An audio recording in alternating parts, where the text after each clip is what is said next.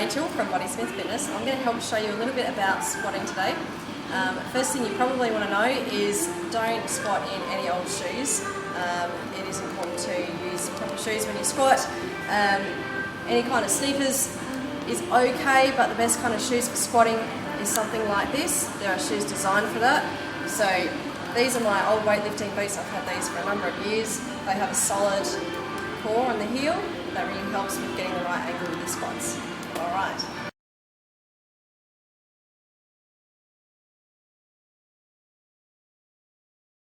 One of the reasons I love squats so much is that they work so many muscle groups. You can really get a good core workout, as well as working the calves, the quads, the hamstrings, the glutes, the low back, and a little bit through the shoulders and upper back as well.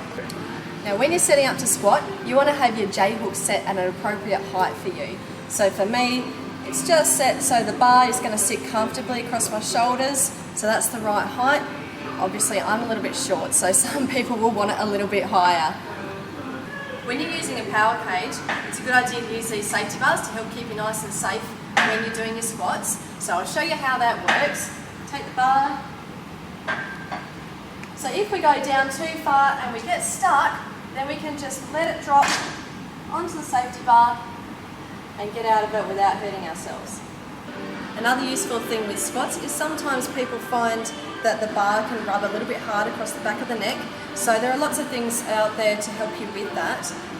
This is called a manta ray. It goes across the back of the shoulders like that, and the bar sits through the middle. There are other options with squatting as well to provide you with a bit of comfort across the neck. This is just a pad that sits across the bar, velcros on, and comes off easily. I like to squat without anything, but it's an individual thing, and sometimes it can take a little while to get used to squatting without any padding. Now a lot of people will tell you when you squat that your knees shouldn't go forward from your toes, but I'm here to tell you, your knee is a hinge joint, your ankle's a hinge joint, they are made to travel. You can put your knees past your toes as you squat. The idea is that you don't drop through the chest. So some people find that they don't have the ankle flexibility to do a squat properly, and the knee doesn't travel forwards. So they end up squatting down and they feel like they're going to fall backwards, and so they drop the chest to keep their balance. That's not the right way to do a squat. People who are lacking that flexibility in the ankles, we have just a piece of wood which can help you to achieve those angles that you need. The wood goes underneath your heels, and then you're able to squat, allowing the knees to come in front of the toes a little bit while still keeping the chest up and not feeling like you're going to tip backwards. So then you can go all the way down and all the way up and still maintain your stability. Now when you do your squat, you should feel your weight travelling through the heels, not that you're tipping backwards, and not that your weight is lifting off the heels and going onto your toes. So the whole time, your weight should feel centred right in the middle of the heels. Today I'm squatting with a ladies bar. This is 15 kilos. It's a narrower diameter than the male bars. The male bars weigh 20 kilos, and you will see a difference between the two. So when you're squatting, you have the bar across the back of the shoulders, or you can choose to do a front squat with it across the front of the shoulders. In this position, the elbows are up high and the wrists are lifted. We're not taking all the weight through the wrists here. It's sitting across the collarbone.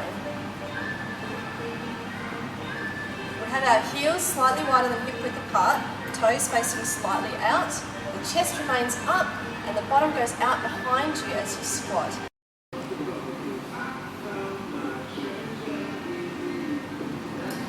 Now squats can be done to different depths. Some people choose to go above parallel, some go down to parallel, and if you like to, you can go right down, as they say, ass to grass, and all the way up again. That can put a little bit more strain on the hips, so it's really an individual thing to see which works for you.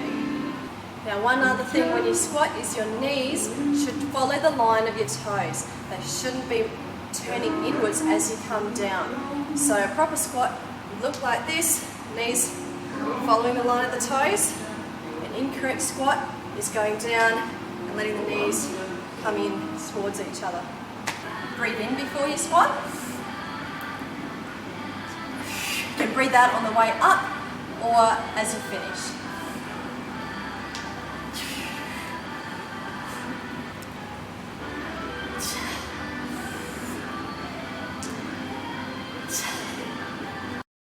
This is a front squat. I've got the bar in the front of my body. It's resting across my collarbones. My arms are actually taking very little weight. Okay, so I hope you enjoyed those tips provided by yours truly, the physio. Feel free to ask any questions if you have any, and hopefully we'll see you in the gym doing some squats really soon. One more thing, I just want to demonstrate how to put away your weights.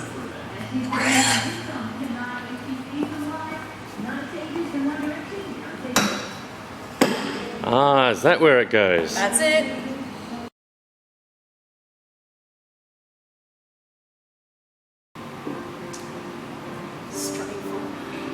You want to have your, what's it called? What you don't want to happen is your, damn it.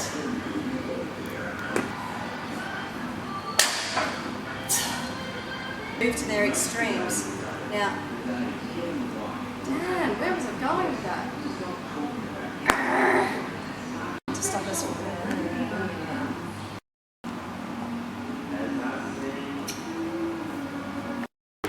He's not a doomer. I would be back.